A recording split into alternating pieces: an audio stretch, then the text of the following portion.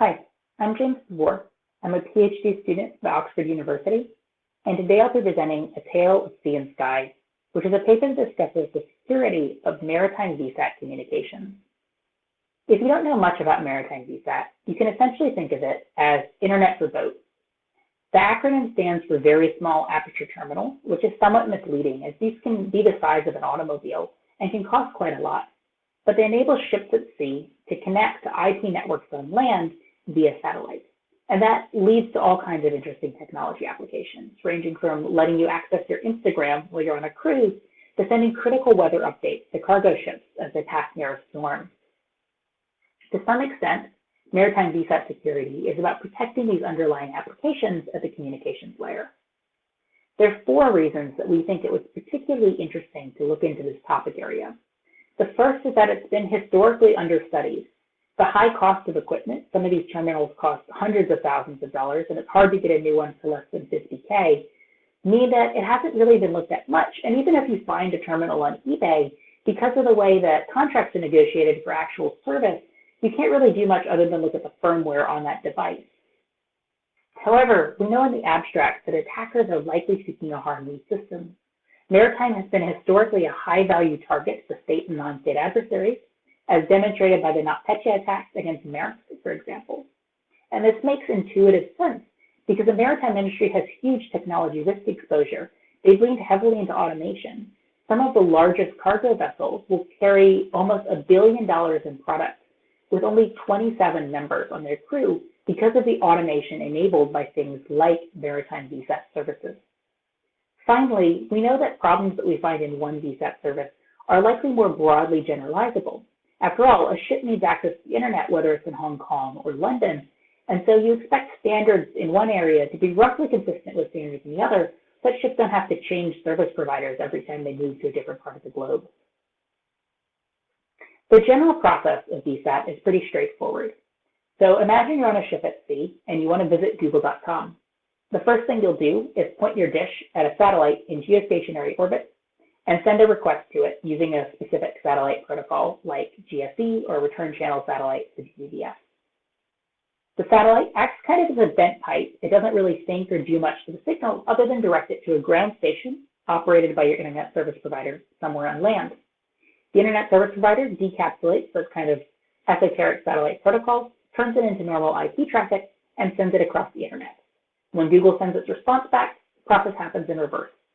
Satellite beams the response up to, or the satellite ground station beams the response up to the satellite in orbit. Satellite in orbit beams it down on a big footprint to your boat. Now, it's important to understand how this downlink signal works because you want to have wide coverage areas when you launch a satellite since they're expensive to put into orbit. As a result, these have huge signal footprints. So an eavesdropper located thousands of miles away will receive essentially the same signal as the one that you receive on your ship.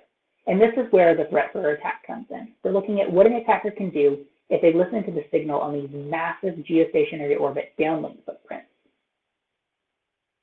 One final thing to note about the VSAT architecture is that this process is not fast. It takes about 700 milliseconds to complete this whole process due to the fact that the satellites are far away, about 30,000 kilometers, and so speed of light delays mean that signals take time to propagate, which creates high latency in the network. This is important for understanding the security properties later. For our experiment, we wanted to study 2 satellites over Europe, which have roughly this geostationary footprint signal. So anyone within this red area, about 26 million square kilometers, could have their satellite signals intercepted by us at our ground station site in Europe. Our threat model was a low-resource attacker. This is not someone who can afford a $50,000 VSAT terminal. Instead, we used simple home television equipment and tried to get as much data as we could out of the RF signal. To identify VSAT services, we put in our satellite dish at satellites that we knew operated some degree of maritime VSAT service offering and identified all of the channels on these satellites. You can do this by looking at the Ku band spectrum, and these little humps in the graph represent channels that will be carrying traffic. However, not every single channel on a satellite will be maritime VSAT. We came up with a couple of heuristics in order to identify which streams were most likely relevant to our research. In particular, VSAT service is geared towards enterprise customers with access to expensive and sophisticated hardware who care about bandwidth. So as a result, it tends to prefer more modern revisions of standards and more complex modulation codes that would be overkill for simple satellite television or satellite radio services. Once we identified a feed, the real work of the paper began, which is trying to understand what data was inside it. We get to kind of cut over all of the detail here and just summarize it, but this is where the bulk of the work that went into this research was.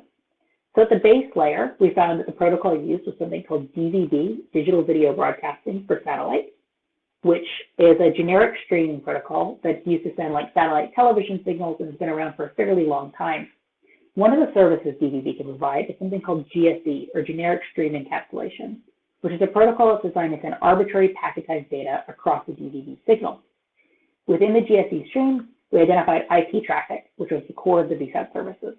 It's important to note that IP packets can be split across these GSE fragments so that they don't necessarily all fit inside one GSE packet or one DVB baseband frame. To give a better idea of what this looks like, here's kind of the data that we started with. So I've censored out most of this information in case it contains sensitive data because it's a real-world capture. But it essentially consisted of 2 DNS queries for domains ending in .in. You can see here that we've mapped the specific parts of this protocol stack to different bits of the hex dump. So that 42 byte there with the red arrow pointing to it is the start of a BB frame. It ends with a checksum way down at the bottom of the hex dump.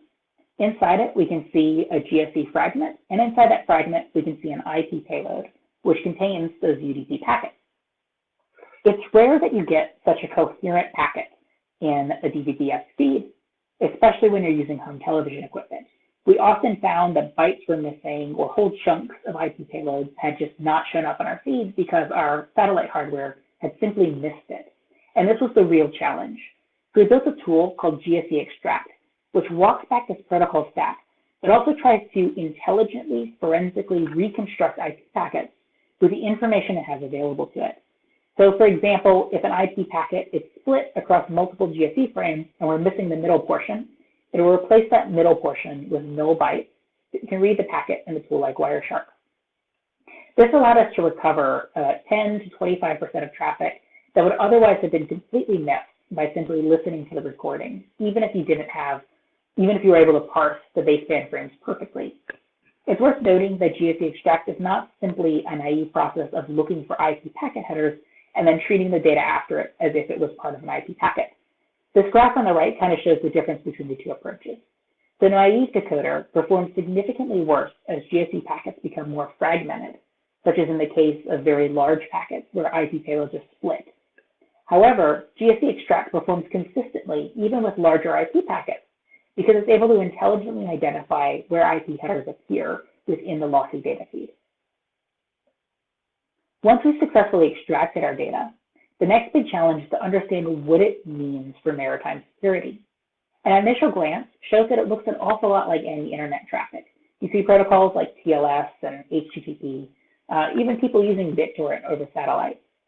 However, if we look at specific applications that kind of tie to the maritime industry or the satellite context, we get a better sense of the scale.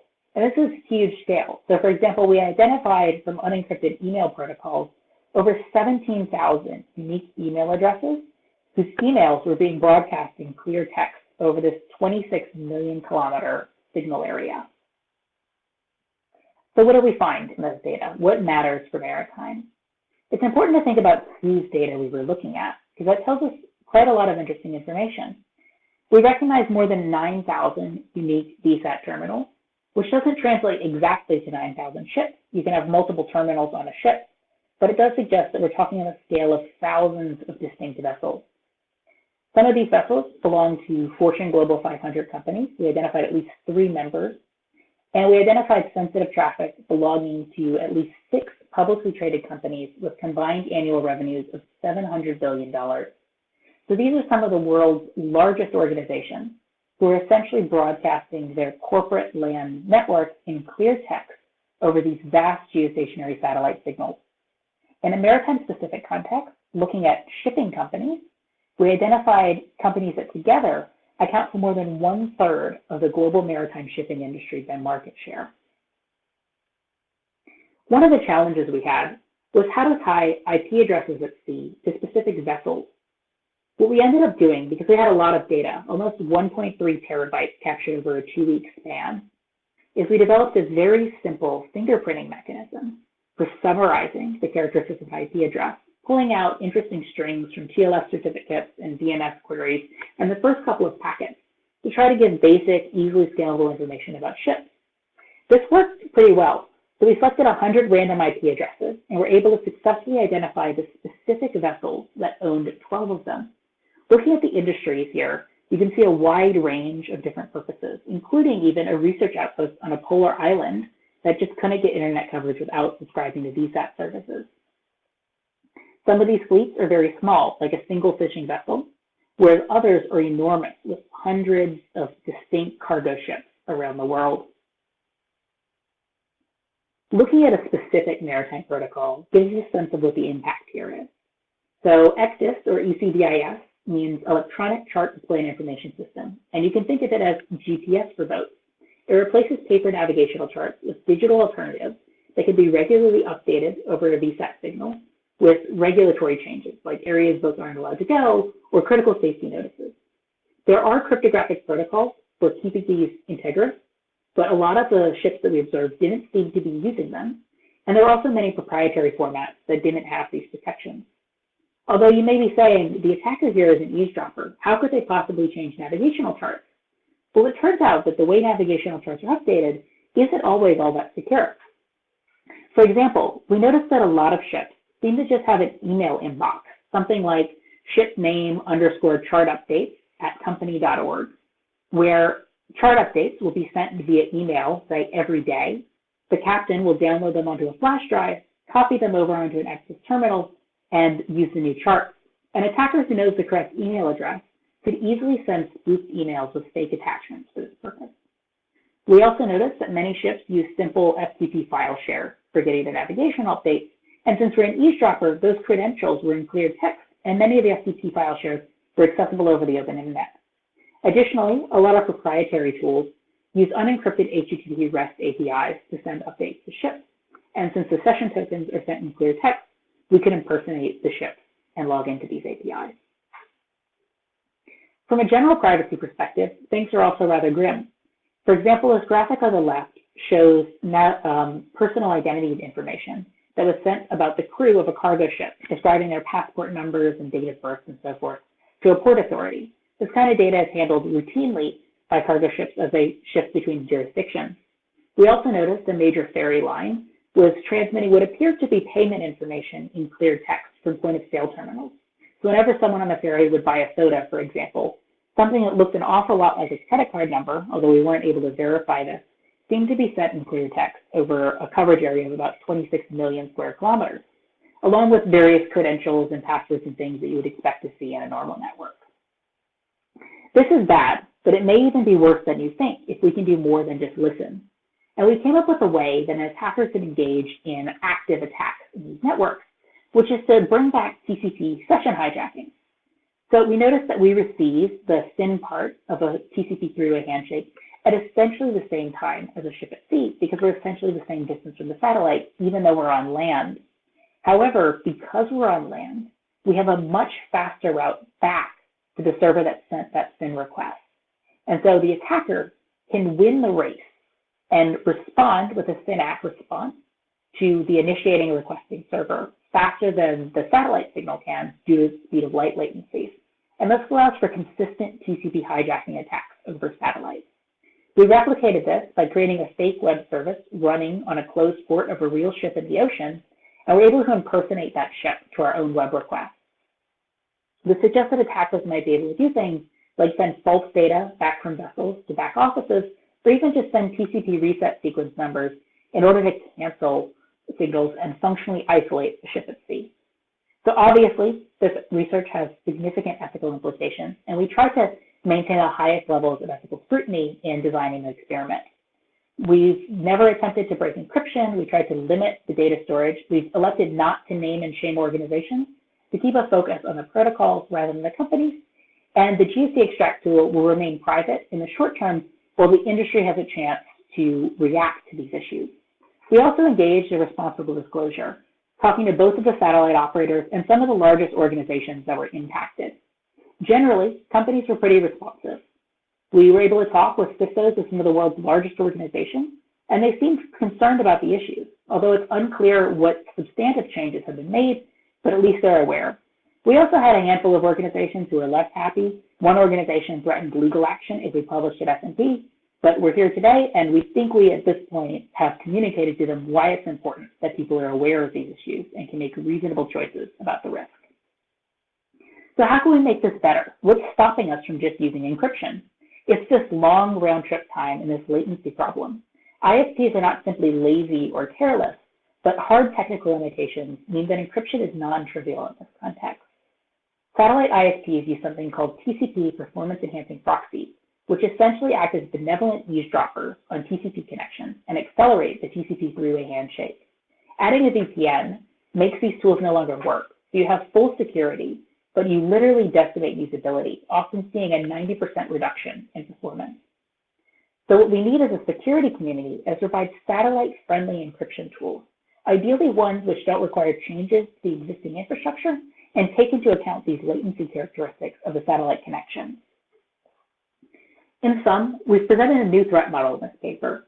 We've shown that anyone with access to inexpensive home television equipment can attack maritime VSAT services using a new attack approach by forensically reconstructing corrupted data to get usable information from incomplete RF recordings. We found that this has severe impacts for the security and privacy of many stakeholders within the maritime industry, and we've suggested new steps towards protecting these critical services that the maritime industry can continue to benefit from the new technology offerings of VSAT services. If you have any questions, feel free to email me or ask during the information session.